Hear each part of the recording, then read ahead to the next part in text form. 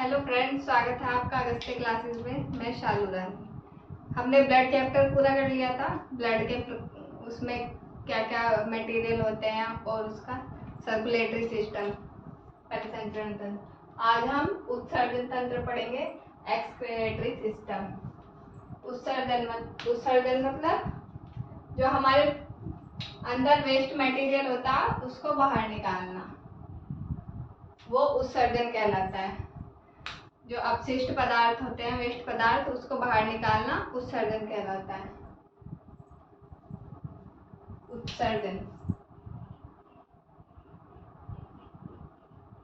अपशिष्ट पदार्थ को बाहर निकालना, अपशिष्ट पदार्थ को बाहर निकालना। उत्सर्जी अंग, जिस अंग से वो बाहर निकलता है, जो उत्सर्जी पदार्थ होता है जिस अंग से निकलता है वो उत्सर्जी अंग कहलाता है। और उत्सर्जी पदार्थ, जो पदार्थ निकलता है, जो मटेरियल निकलता है, वो उत्सर्जी पदार्थ कहलाता है। उत्सर्जी अंग, हमारी बॉडी में कौन कौन से उत्सर्जी अंग है? एक त्वचा, फेफड़ा, बड़ी आंत, यकृत और रक्त। इनसे सबसे जो वेस्ट मटेरियल होता है वो बाहर निकलते हैं। अब हम देखते हैं किससे क्या निकलता है। जैसे त्वचा होती है, त्वचा से पसीना निकलता है, पसीने के साथ नमक निकलता है,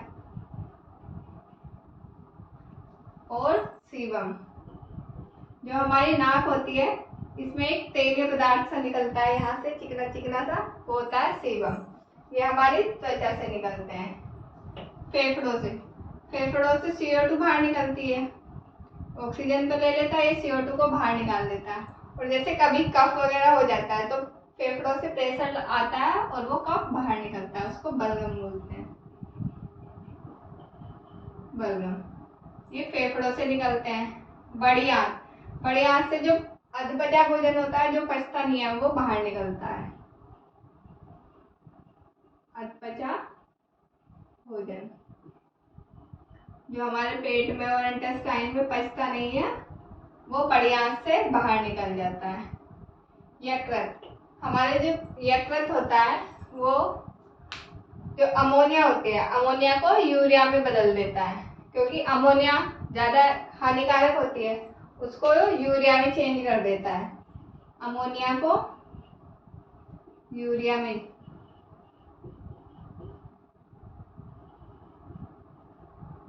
ये अमोनिया को यूरिया में चेंज कर देता है। अमोनिया ज्यादा हानिकारक होती है और यूरिया कम हानिकारक होती है। तो जैसे ये अमोनिया को यूरिया में चेंज करता है, फिर ये किडनी द्वारा बाहर निकाल दिया जाता है। यूरिया बाहर निकलने के बाद भी थोड़ी देर बाद फिर से अमोनिया में चेंज हो जाता है, तो ये इसलिए जल्दी से जल्दी बाहर निकाला जाता है। वृक्क पेशाब या यूरिया को बाहर निकालता है, टॉयलेट को। यूरिया का उत्सर्जन,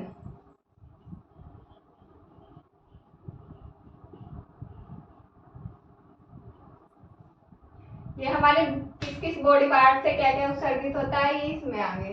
त्वचा से पसीना और नमक, सीबम। फेफड़ों से CO2 और बलगम। बड़ी आंत से अधपचा भोजन। यकृत अमोनिया को यूरिया में चेंज कर देता है और वृक्क द्वारा वो फिर बाहर निकाल दिया जाता है पेशाब के साथ। सबसे ज्यादा अमोनिया, ये अभी हम पिक्चर समझ लेते हैं, उसके बाद देखेंगे। ये किडनी है, 2 किडनी होती है। जो हमारी रीढ़ की हड्डी होती है, रीढ़ की हड्डी के दोनों तरफ 2 किडनियां होती हैं। इसकी पिक्चर है, एक किडनी इधर, एक किडनी इधर। किडनी के ऊपर ये गुच्छा सा पाया जाता है, ये एड्रिनल ग्लैंड होती है, ये ग्लैंड के चैप्टर में आएगी। इसको बस यहाँ पे अधिवृक्क बोलते हैं हिंदी में, एड्रिनल ग्लैंड इंग्लिश में। ये वृक्क को किडनी बोलते हैं इंग्लिश में। ये एक इधर 2 वृक्क होते हैं। नेफ्रॉन किडनी की इकाई है। इकाई मतलब कोई चीज किससे बनी हुई होती है, किडनी नेफ्रॉन से बनी हुई है। ऐसे ही हमारा जो ब्रेन है वो न्यूरॉन सेल से बना हुआ है, तो ब्रेन की इकाई है न्यूरॉन। अब इसकी ये लेयर है, ये बाहर वाली लेयर है, इसको कॉर्टेक्स कहते हैं, और अंदर वाला जो भाग है इसको मेडुला कहते हैं। इसको मिडिल से याद रख सकते हैं, मिडिल का मेडुला और बाहर वाला कॉर्टेक्स। ये दो किडनियां होती हैं इधर राइट साइड में। ये जो राइट साइड वाली किडनी है ये थोड़ा ऊपर होती है, लीवर के दबाव के कारण थोड़ी सी ये ऊपर की तरफ होती है। अब ये जो यहाँ पे जो पदार्थ आता है, ये वाला जो पार्ट रहता है इसका, इसको रेनल हाइलम बोलते हैं, और यहाँ ही सबसे ज्यादा अमोनिया पाई जाती है। तो ये वाला पॉइंट तो था, सबसे ज्यादा अमोनिया कहाँ पाई जाती है, यह रेनल हाइलम पे।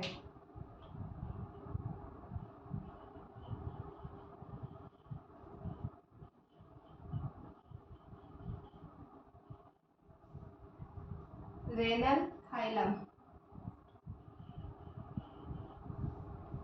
रेनल हाइलम पे सबसे ज्यादा अमोनिया पाई जाती है। ये एग्जाम में आया हुआ भी है कि सबसे ज्यादा अमोनिया कहाँ पे पाई जाती है, ये रेनल हाइलम पे। ये दो मूत्र वाहिनियां होती है, यहाँ पे जो पदार्थ होते हैं अवशोषित होकर जो वेस्ट मटेरियल होता है वो इन वाहिनियों से मूत्राशय में इकट्ठा होकर फिर मूत्र मार्ग से बाहर निकल जाता है। अभी हमने प्रमुख उत्सर्जी अंग देख लिया, अब किडनी के बारे में देख लेते हैं। ये किडनी की पिक्चर समझा दी मैंने, अब इसके बारे में पढ़ लेते हैं।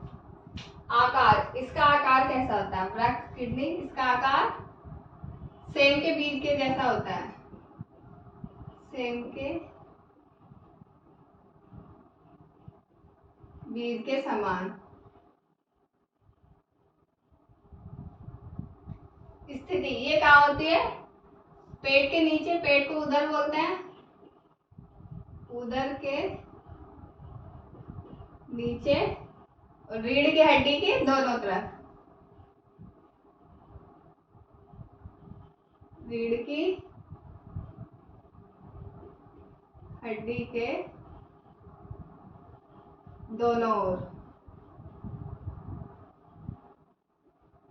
रीढ़ की हड्डी बीच में होती है तो ये उसके दोनों तरफ पाई जाती है।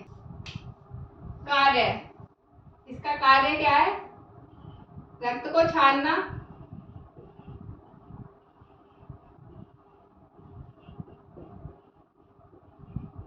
रक्त को छानना, पीएच नियंत्रण,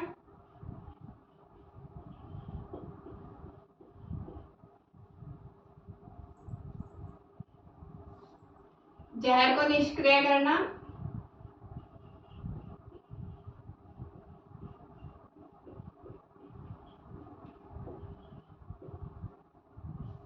जहर को निष्क्रिय करना, और पेशाब निर्माण, टॉयलेट का निर्माण करता है।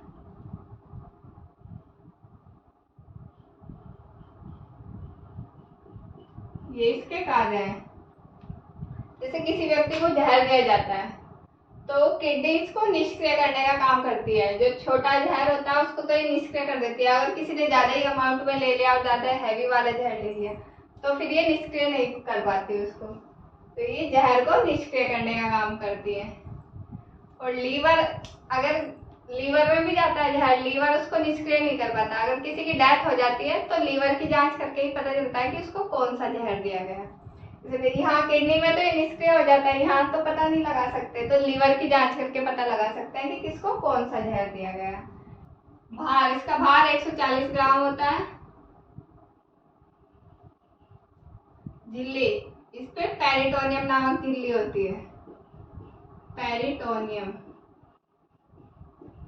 किडनी के चारों तरफ जो झिल्ली होती है वो पेरिटोनियम झिल्ली होती है। प्रवेश द्वार, इसका प्रवेश द्वार, ये जो बीच वाला पार्ट है यहाँ पे रेनल हाइलम, इसको इसका प्रवेश द्वार मानते हैं,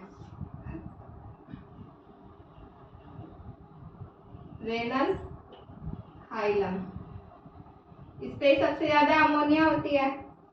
पिरामिड, इसके अंदर जो नेफ्रॉन के पिरामिड होते हैं, इसमें कितने होते हैं, ये 8 से 12 पिरामिड होते हैं। एक किडनी में 8 से 12 पिरामिड होते हैं। इकाई, नेफ्रॉन इसकी इकाई है किडनी की। इसका मतलब किडनी नेफ्रॉन से बनी हुई है। इकाई का मतलब ये होता है कोई चीज किससे बनी हुई है, तो किडनी नेफ्रॉन से बनी हुई है। अगर मान लो किसी की किडनी खराब हो जाती है, एक किडनी खराब हो जाए तो काम चल जाता है एक किडनी से भी। अगर किसी की दोनों किडनी खराब हो जाती है तो ट्रांसप्लांट किया जाता है। किसी की दूसरे इंसान की किडनी ले सकते हैं, या तो परिवार में किसी की ले सकते हैं, या किसी मरे हुए इंसान से लेते हैं तो 48 घंटे के अंदर अंदर ले सकते हैं। 48 घंटे के अंदर खराब नहीं होती मरे हुए इंसान की किडनी, उसके बाद वो खराब हो जाती है। तो किडनी का ट्रांसप्लांट भी कर सकते हैं। ये किडनी का बारे में था। आकार उसका सेम के बीज के समान, स्थिति उदर गुहा के नीचे रीढ़ की हड्डी के दोनों ओर, कार्य रक्त को छानता है, इसमें से जो अच्छी चीजें उसको रख लेता है और बाकी रक्त को वापस भेज देता है। जो बेकार मटेरियल है इसमें से उसको निकाल लेता है और बाकी को साफ रक्त को वापस भेज देता है। उसको पीएच नियंत्रित करता है, मतलब एसिड बेस को नियंत्रित करता है।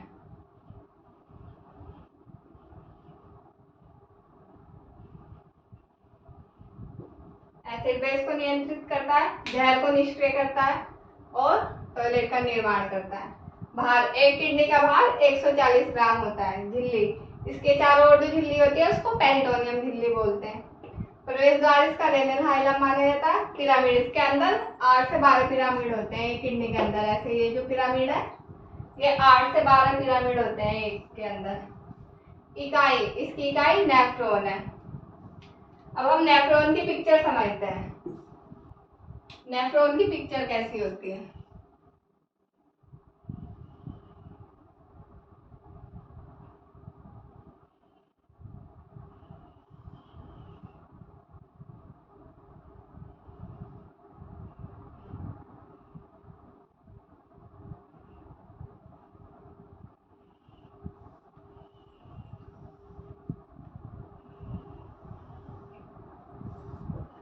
यहाँ पे इसमें गुच्छा सा बना रहता है कोशिकाओं का, इसको ग्लोमेरुलस बोलते हैं।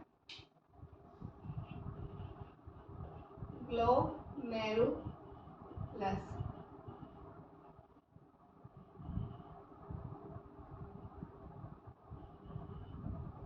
ग्लोमेरुलस ये बोमेन संपुट या कैप्सूल,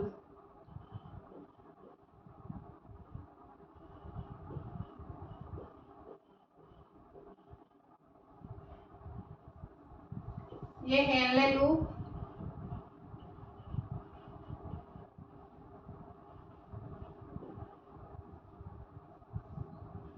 ये ब्रक नलिका।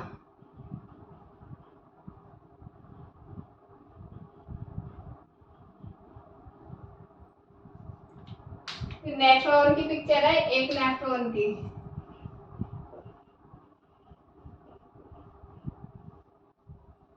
ये जो आगे कोशिकाओं का गुच्छा सा बना होता है इसको ग्लोमेरुलस बोलते हैं। उसके बाद ये कैप्सूल की जैसी संरचना होती है, इसको बोमेन संपुट या कैप्सूल बोलते हैं। ये पीछे इसमें जो पूंछ जैसी आकृतियों से होती है, इसमें पहले शुरुआत में हेनले लूप होता है, पीछे ब्रक नलिका होती है। अब ये अलग अलग काम करते हैं। ग्लोमेरुलस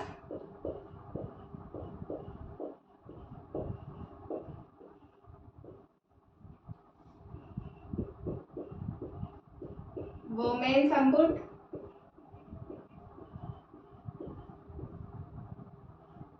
और हेनले लूप।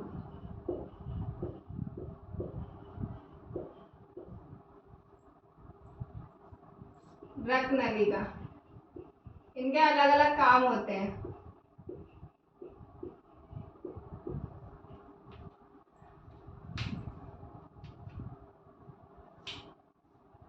ग्लोमेरुलस ये रक्त को छानने का काम करता है, रक्त को छानता है। मतलब ये ब्लड में जो अच्छी और खराब चीजें हैं सबको छान लेता है। इसको ये नहीं पता रहता कौन सी अच्छी है कौन सी खराब है, सबको छान के अपने पास रख लेता है और ब्लड को वापस भेज देता है। रक्त को छानता है और ब्लड को वापस भेज देता है।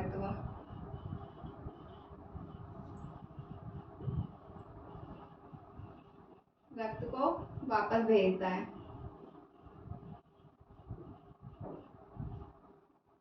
और निस्यंदन की क्रिया भी इसमें ही होती है। निस्पंदन।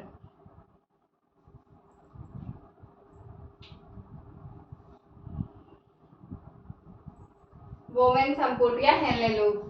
अब इसने ग्लोमेरुलस ने रक्त को छान लिया था, इसमें से सारी अच्छी और खराब चीजें छान के अपने पास रख ली थी।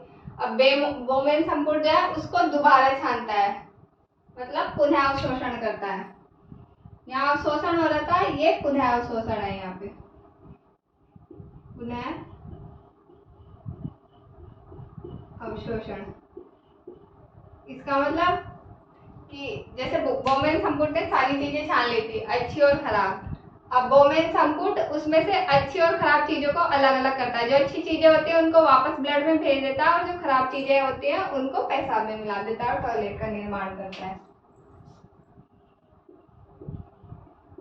पेशाब निर्माण।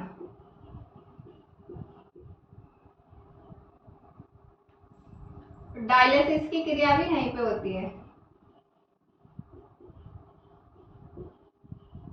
डायलिसिस। वृक्क नलिका।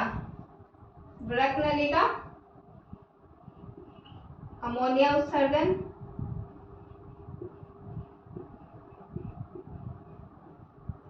या टॉयलेट का पेशाब का उत्सर्जन करती है।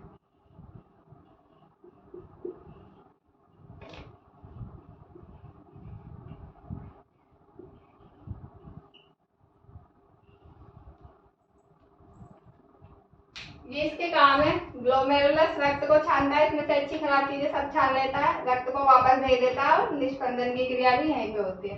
बोवेन संपुट या हेनले-लूप, इनमें पुनः अवशोषण होता है। जो अच्छी चीजें उनको अवशोषित कर लेते हैं, और जो खराब चीजें हैं उनको टॉयलेट में भेज देते हैं, पेशाब का निर्माण करते हैं, और डायलिसिस की क्रिया भी यहीं पे होती है। किसी की किडनी खराब होती है तो उसको डायलिसिस पे रखा जाता है। उस डायलिसिस पे मतलब एक मशीन से डायलिसिस की क्रिया कराई जाती है। वो किडनी द्वारा नहीं होती, क्योंकि किडनी खराब हो जाती है। डायलिसिस की क्रिया भी यहीं पे होती है। वृक्क नलिका। वृक्क नलिका द्वारा अमोनिया का उत्सर्जन होता है और पेशाब का उत्सर्जन होता है। अब हम और ये कुछ पॉइंट देख लेते हैं। संगठन। जो टॉयलेट होता है उसमें क्या क्या कितने % होता है, जैसे जल, इसमें 95% जल होता है, और यूरिया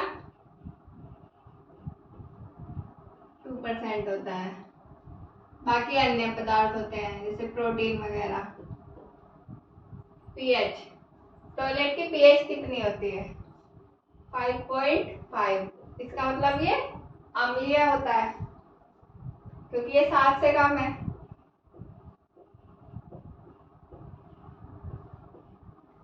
रंग। इसका रंग कैसा होता है? रंग पीला होता है। देखा होगा आपने, टॉयलेट का रंग थोड़ा थोड़ा पीला होता है। वो पीला कलर यूरोक्रोम के कारण होता है। यूरोक्रोम। और लैट्रिन का पीला कलर बिलिरुबिन के कारण होता है। गंध। टॉयलेट में गंध आती है, वो अमोनिया के कारण आती है। अब किडनी में कुछ बीमारियां हो जाती है, रोग। किडनी में होने वाले रोग कौन कौन से हैं? स्टोन, यूरेनिया, वॉट, जिसे गठिया बोलते हैं,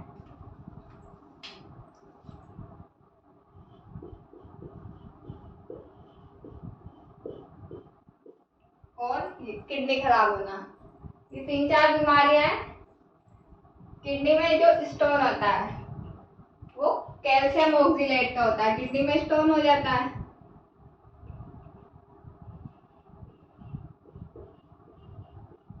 कैल्शियम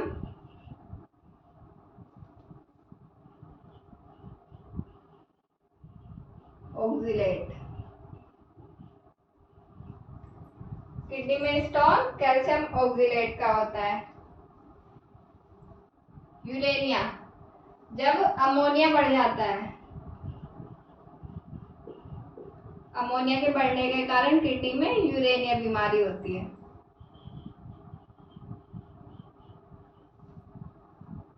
गोट या गठिया, ये जैसे जॉइंट होते हैं हमारे, ये कोहनी पे जॉइंट होता है या घुटनों में जॉइंट होता है, वहां पे एक द्रव भरा होता है, उसे साइनोवियल द्रव बोलते हैं। जब वो द्रव कम होने लगता है तो यूरिक अम्ल बढ़ने लग जाता है। यूरिक अम्ल के बढ़ने के कारण गठिया बीमारी होती है। यूरिक अम्ल, जो साइनोवियल द्रव होता है वो चिकनापन बनाए रखता है इसमें। जैसे ही वो कम होने लगता है तो यहाँ पे चिकनाई कम होने लगती है और ये हड्डियां मूवमेंट कम करती है। जब इनका मूवमेंट होता है तो इनमें दर्द होता है, उसी को गठिया बोलते हैं, यूरिक अम्ल के बढ़ने के कारण। अब किसी की किडनी खराब हो जाती है तो उसका कोई इलाज नहीं है, बस किडनी ट्रांसप्लांट है, दूसरी किडनी लगानी पड़ती है।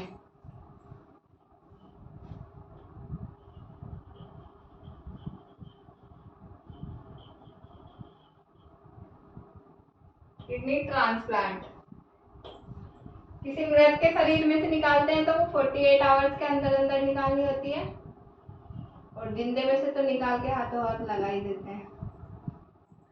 किडनी ट्रांसप्लांट करते हैं, मृत में से 48 आवर्स के अंदर अंदर निकाल के उसको लगा दिया जाता है।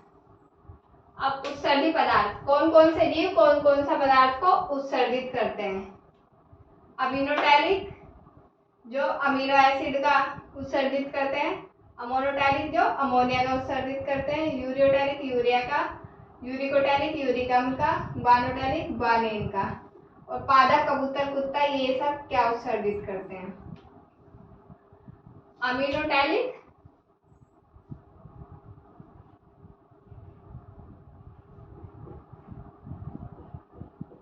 अमीनो एसिड, अमीनो एसिड को उत्सर्जित करते हैं। इसमें मोलस्का संघ के जीव आते हैं। मोलस्का संघ में वो आते हैं जिनका कंकाल बाहर होता है, जैसे घोंगा, कॉकरोच वगैरह, ये इसमें आते हैं। अमीनोटैलिक जो अमोनिया को उत्सर्जित करते हैं।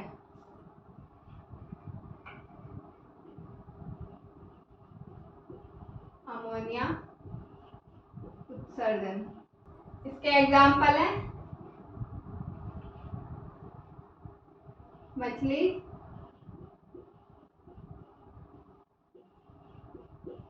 कीट, जो छोटे छोटे कीट होते हैं और मछली होते हैं वो अमोनिया का उत्सर्जन करते हैं। यूरियोटैलिक और यूरिकोटैलिक, यूरियोटैलिक जो यूरिया का उत्सर्जन करते हैं। यूरिया उत्सर्जन, इसमें कौन कौन आता है। एक तो स्तनधारी आते हैं, इंसान यूरिया का उत्सर्जन करते हैं क्योंकि अमोनिया यूरिया में चेंज होकर वो यूरिया का उत्सर्जन होता है। स्तनधारी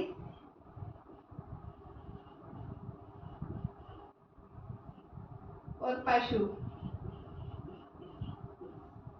इसमें आते हैं।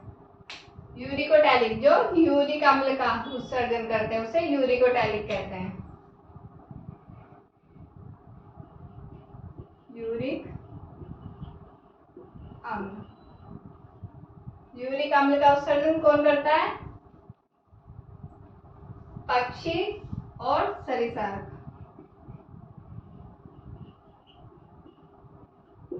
पक्षी, सरीसृप। ग्वानोटैलिक जो ग्वानिन का उत्सर्जन करते हैं। नहीं,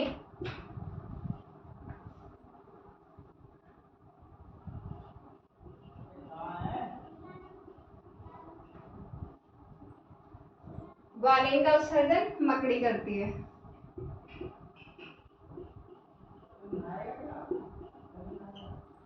मकड़ी द्वारा ग्वानिन का उत्सर्जन होता है।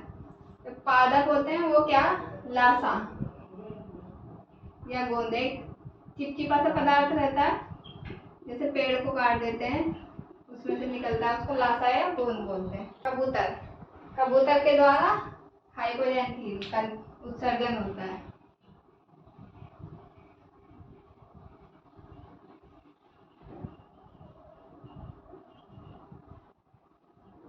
कबूतर द्वारा हाइपोजैंथीन, कुत्ता के द्वारा एलेंटाइक।